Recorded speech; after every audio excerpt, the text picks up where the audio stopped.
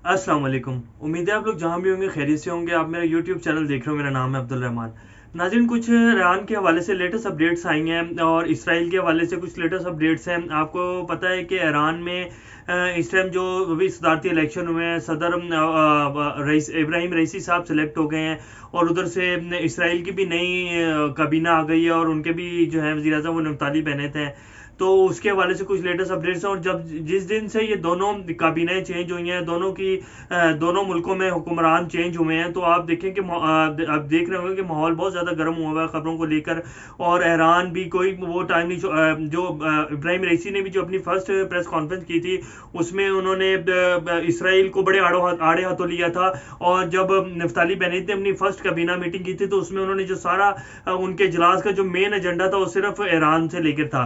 तो इस हवाले से कुछ लेटेस्ट अपडेट्स आई हैं, आप लोगों को इसके बारे में बताएंगे और कुछ पाकिस्तान के सियासत के बारे में कुछ खबरें, तो उसकी भी तफसील देंगे। इससे पहले अगर आप लोगों ने मेरे चैनल को सब्सक्राइब नहीं किया तो ये रेड बटन को प्रेस कर लें और बेल आइकॉन को भी प्रेस कर लें ताकि लेटेस्ट अपडेट्स जो आप लोगों को मिलती रहें। तो नाज़रीन, मैंने आपको बताया था कि कुछ दिन पहले जब ईरान ने ये कहा था, ईरान की न्यूज़ एजेंसी ने कोट किया था कि जिन्होंने अपना जो उसमें एटॉमिक प्लांट है शस्तर में उसको बंद कर दिया है with reason of technical issues. और इन्होंने कोट किया था कि जो टेक्निकल इश्यूज है जिसकी वजह से हमने अपना एटॉमिक प्लांट बंद कर दिया। लेकिन मैंने आपको बताया था कि इसके ऊपर अटैक हुआ और इसराइल की जानिब से मुसाद ने अटैक किया, लेकिन ईरान ने उस खबर को कोट नहीं किया था। आज जेरूसलम पोस्ट दोबारा इस बात को उन्होंने दोबारा अटैक किया जेरूसलम पोस्ट के मुताबिक। और टाइम्स ऑफ इसराइल की ये हेडलाइन चल रही है इस टाइम कि ईरान के जो सेंट्रीफ्यूगस एटॉमिक रिएक्टर है जिसके ऊपर Iran nuclear centrifuges facility substantially damage in attack source. अब जेरूसलम पोस्ट कह रहा है कि जी इसके ईरान की जो सेंट्रीफ्यूगस फैसिलिटी है इसके ऊपर अटैक हुआ और इसमें अच्छा खासा इनकी बिल्डिंग में डैमेज हुआ है और वहाँ कुछ कैजुअलिटीज भी हुई हैं वहाँ के जो वर्कर्स थे।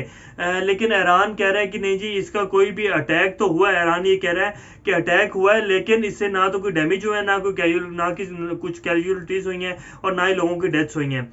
जब से नफ्ताली बेनेट आए हैं और इनकी वजीर दाखिला को भी बयान में आपको बताया था मैंने कि उन्होंने आते ही कहा था कि जितना एक तो फ़लस्तीन और दूसरा ईरान, ये हमारा सबसे बड़ा दुश्मन है और हमारा जो एजेंडा है इस नई काबीना का इन सबको टैकल करना है और इन सबको इनकी लिमिट्स के अंदर महदूद करना है ताकि ये हमारे लिए आने वाले वक्त में ख़तरा ना बने। और तो ये तो थी कुछ ईरान और इसराइल के हवाले से खबर। और दूसरी पाकिस्तान की सियासत पर आ जाते हैं। मैंने आपको कल भी बताया था कि ISI हेडक्वार्टर में मीटिंग चली है इमरान खान साहब की और जनरल फैज़ हमीद साहब की।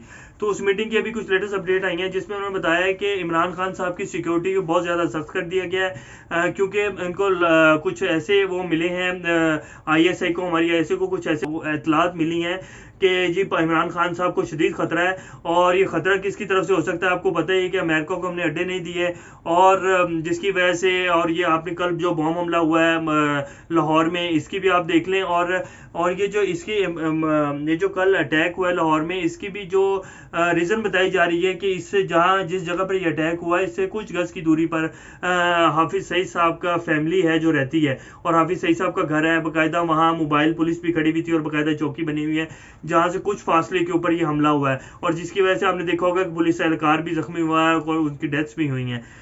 तो ये तो थी कुछ इस हवाले से खबर। तो ये जो इमरान साहब खान साहब की सिक्योरिटी को टाइट करने का बोला गया है, ये अमेरिका तो पहले ही कह चुका है कि क्योंकि जी अगर आप लोग हमें अड्डे नहीं देंगे और अगर आप ये सोच रहे हैं कि आप हमें अड्डे नहीं देंगे तो पाकिस्तान में अमन रहेगा, तो ये आप लोगों की बहुत बड़ी गलत फहमी है।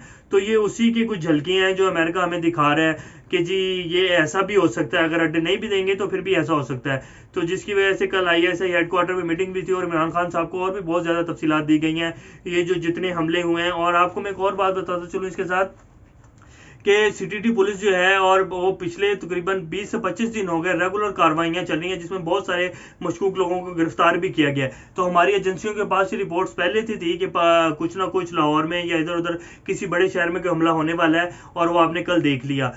तो इसलिए इमरान खान साहब को अब सख्त उनको कह दिया गया कि जी आप विदाउट सिक्योरिटी क्लियरेंस कहीं भी नहीं निकलेंगे। और आपने देखा था इमरान खान साहब 2-3 दिन पहले खुद ही निकले हुए थे गाड़ी के ऊपर, तो इसलिए उन्हें बुलाकर खास तौर पर बोला गया कि सर आप प्लीज़ अपनी सिक्योरिटी का ख्याल रखें क्योंकि ये थ्रेट्स आ रही हैं आपको लेकर।